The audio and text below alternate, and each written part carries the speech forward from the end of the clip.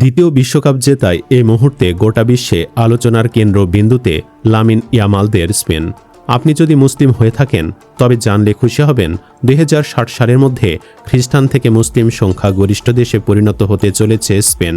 একসময়ের মুসলিম শাসিত আন্দালুসের উত্তরাধিকার বহনকারী স্পেনে ইসলাম আজ কেবল ইতিহাসের অংশ নয়, এটি সমসাময়িক সমাজেরও একটি গুরুত্বপূর্ণ বাস্তবতা। অভিবাসন, নাগরিকত্ব অর্জন এবং নতুন প্রজন্মের বিকাশের ধারাবাহিকতায় দেশটিতে মুসলিম জনগোষ্ঠীর সংখ্যা দ্রুত বৃদ্ধি পাচ্ছে। সর্বশেষ জনমিতি গবেষণা বলছে, স্পেনে মুসলিম জনসংখ্যা প্রথমবারের মতো 26 লাখের সীমা অতিক্রম করেছে।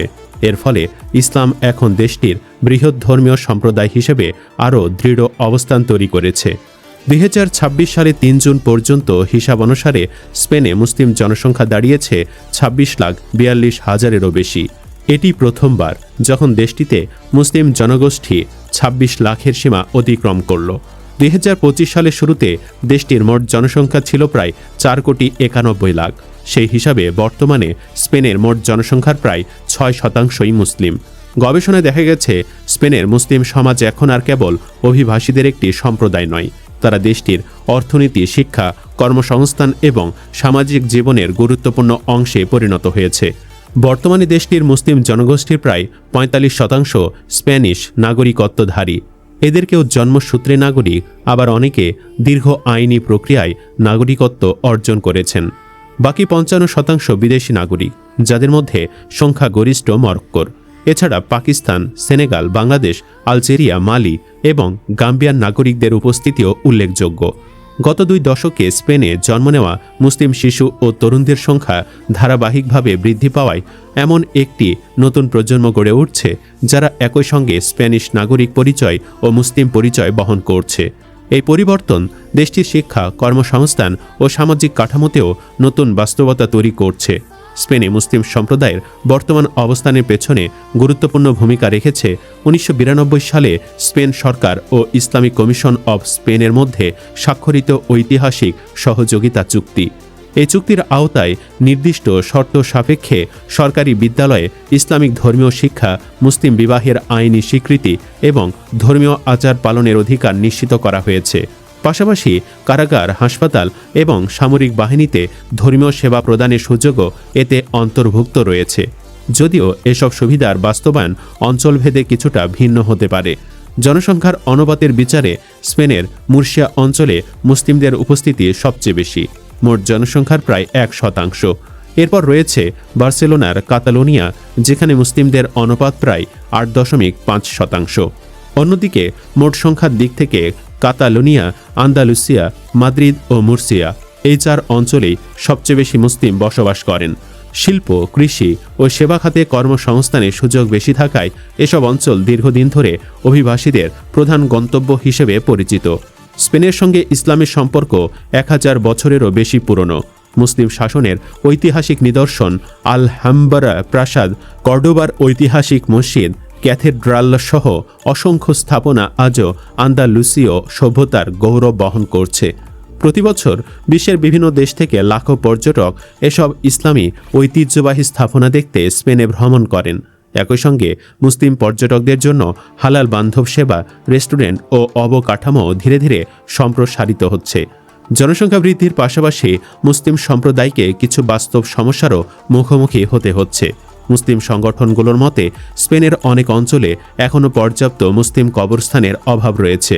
ফলে অনেক পরিবারকে নিজ শহরের বাহিরে মরদেহ দাফন করতে হয়, যা অতিরিক্ত ব্যয় ও মানসিক কষ্টের কারণ হয়ে দাঁড়ায়।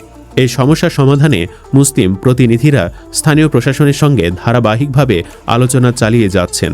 জনমিতি বিশ্লেষকদের মতে, বর্তমান প্রবণতা অব্যাহত থাকলে আগামী বছরগুলোতে স্পেনে মুসলিম জনসংখ্যা আরও বৃদ্ধি পাবে। পিউ রিসার্চের মতে 21 শতকে স্পেনের দিকে স্পেন মুসলিম প্রধান দেশে পরিণত হবে। এর ফলে দেশটির সামাজিক, সাংস্কৃতিক ও নীতি নির্ধারণী বাস্তবতায় নতুন পরিবর্তন আসতে পারে। একই সঙ্গে ইউরোপে মুসলিম জনগোষ্ঠীর ক্রমবর্ধমান উপস্থিতি ও অবদান নিয়ে আলোচনা আরও গুরুত্বপূর্ণ হয়ে উঠবে। অবশ্য স্পেন মুসলিম প্রধান দেশ হলে অবাক হবার কিছু থাকবে না, কারণ একসময় স্পেন মুসলিমদেরই দেশ ছিল। সময়টা 711 খ্রিস্টাব্দ। স্পেনের নাম ছিল হিস্পানিয়া, ভিসিগত রাজাদের শাসনাধীন। তৎকালীন রাজা রডারিক অত্যন্ত অত্যাচারী ছিলেন। তার প্রজারা, বিশেষ করে ইহুদি এবং সাধারণ খ্রিস্টানরা তীব্র অসন্তুষ্ট ছিল তার ওপর। তার অত্যাচারে অতিষ্ঠ হয়ে কাউন্ট জুলিয়ান নামের এক স্থানীয় শাসক রডারিকের ওপর ক্ষিপ্ত হয়ে ওঠেন। প্রতিশোধ নেওয়ার তাগিদে তিনি সমুদ্র পেরিয়ে ছুটে আসেন উত্তর আফ্রিকার মুসলিম গভর্নর মুসা বিন নুসাইরের কাছে। এসে অনুরোধ জানান স্পেন আক্রমণের, সেই সঙ্গে জাহাজসহ আর্থিক সহযোগিতারও আশ্বাস দেন জুলিয়ান। মুসা ইবনে নোয়াইর তার আহ্বানে সাড়া দেন। বারবার তরুণ বারিক ইবনে জিয়াদ তখন মুসা ইবনে নোয়াইর সেনাপতি। মুসা সেনাপতি তারিককে নির্দেশ দেন স্পেনে হামলা চালানোর। তারিক দেরি না করে খুব অল্প সময়ে যুদ্ধের জন্য প্রস্তুত। তার সেনা সংখ্যা কম, মাত্র 7,000। তবে প্রতিজন মনে ছিল আল্লাহর প্রতি অগাধ ভরসা আর আত্মবিশ্বাস। এর আগে তারা তাদের জাতি ভাইয়েরা রোম পারস্যের মতো পরাশক্তিগুলোকে ধুলোয় মিশিয়ে দিয়েছিল, তাই স্পেন তো সে তুলনায় কিছুই না। এর আগে তারা তাদের জাতি ভাইয়েরা রোম পারস্যের মতো পরাশক্তিগুলোকে ধুলোয় মিশিয়ে দিয়েছিল, তাই স্পেন তো সে তুলনায় কিছুই না। তা সত্ত্বেও কোনো শত্রুকে ছোট মনে করতে নেই, অবহেলায় এড়িয়ে যেতে নেই, এই কথা তাদের ভালো করেই জানা। তাই আল্লাহর ওপর পূর্ণ বিশ্বাস আর ভরসা নিয়ে চালিয়ে যায় পূর্ণ প্রস্তুতি শেষে বীর দর্পে এগিয়ে যায় মুসলিম বাহিনী। বিশাল সমুদ্র পাড়ি দিয়ে তারা অবতরণ করেন একটি পাহাড়ের পাদদেশে। পরবর্তীতে সে পাহাড়ের নাম রাখা হয় জাবাল আল তারিক, আজ আমাদের কাছে জিব্রাল্টার নামে পরিচিত। স্পেনে নেমেই তারিক এক অভূতপূর্ব এক সিদ্ধান্ত নেন। সৈন্যদের সমস্ত জাহাজ পুড়িয়ে ফেলার নির্দেশ দিয়ে সবাইকে সম্বোধন করে দেন এক ঐতিহাসিক ভাষণ। আমার যোদ্ধারা, আমাদের সামনে শত্রু ভূখণ্ড, পেছনে বিশাল সমুদ্র। আল্লাহর কসম, পালানোর সমস্ত পথ আমাদের জন্য বন্ধ। এখন হয়তো বিশাল এই সমুদ্রে ঝাঁপিয়ে কাপুরুষের মৃত্যু গ্রহণ করতে হবে, নতুবা শত্রুর সঙ্গে বীরদের মতো লড়তে হবে। সেনাপতি তারেক ইবনে জিয়াদের কর্মকাণ্ডে প্রথমে সেনাদের কিছুটা দুঃখবোধ হলেও তার অগ্নিঝরা বক্তব্যে সবার রক্তে জ্বলে ওঠে চেতনার আগুন। ইতিহাসের পাতায় রচিত হয় এক রক্তক্ষয়ী তবে দিগ্বিজয়ের অধ্যায়। 711 খ্রিস্টাব্দের জুলাই মাস, রাজা রডারিকের প্রায় 1 লাখ বিশাল বাহিনী নিয়ে তারিক ইবনে জিয়াদের ছোট্ট বাহিনীর মুখোমুখি। এই ছোট বাহিনীকে মুহূর্তেই নস্যাৎ করা যাবে ভেবেছিল রাজা রডারিক, কিন্তু শুরু হতেই মুসলিম বাহিনীর রণকৌশলের কাছে ধসে যায় তার অহংকারের প্রাসাদ। সে যুদ্ধেই এই অত্যাচারী রাজার নির্মম মৃত্যু হয়।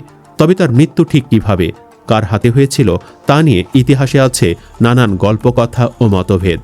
ভিসিগত রাজা রডারিকের পরাজয়ে স্পেনে বয়ে যায় খুশির হিল্লোল। দীর্ঘ শোষণ থেকে মুক্তি পেয়ে স্পেনের জনসাধারণ মুসলিম বাহিনীকে বুকে জড়িয়ে নেয়, স্বাগত জানায় নিজেদের মাতৃভূমিতে। প্রাণপণে তারা বরণ করে নেয় ইসলামী শাসন ব্যবস্থা। রডারিকের মৃত্যু জনসাধারণের আন্তরিকতায় খুব সহজেই স্পেনের রাজধানী কর্ডোভা চলে আসে মুসলিমদের হাতে। এরপর সেখানে মুসলিমদের জয় আর ঠেকাতে পারেনি কোনো রাজা। বন্যার বানের মতো তাদের হাতে একের পর এক বিজিত হতে থাকে শহরের পর শহর। এভাবেই ইউরোপ মহাদেশের বুকে প্রথম প্রতিষ্ঠিত হয় ইসলাম মুসলিম শাসন, যার সুবাস ছড়াতে থাকে পরবর্তী 800 বছর। সুপ্রিয় দর্শক, স্পেনের বর্তমান মুসলিম সমাজ, তাদের ক্রমবর্ধমান উপস্থিতি এবং আন্দালুসের ঐতিহাসিক উত্তরাধিকার নিয়ে আজকের আলোচনা এখানেই শেষ করছি। ইতিহাসে দীর্ঘ পথচলায় স্পেন কখনো ছিল মুসলিম সভ্যতার অন্যতম কেন্দ্র, আর আজও সেই ইতিহাসের বহু নিদর্শন দেশটির মাটিতে জীবন্ত হয়ে আছে। ভবিষ্যতে স্পেনের জনমিতিক ও সামাজিক বাস্তবতা কোন দিকে যাবে তা সময় বলে দেবে। স্পেন কি আবারও মুসলিম প্রধান দেশ হয়ে যাবে? কমেন্টে ইনশাল্লাহ লিখে জানিয়ে দিন আপনার মতামত। ভিডিওটি ভালো লাগলে লাইক, শেয়ার এবং চ্যানেলটি সাবস্ক্রাইব করতে ভুলবেন না। ধন্যবাদ।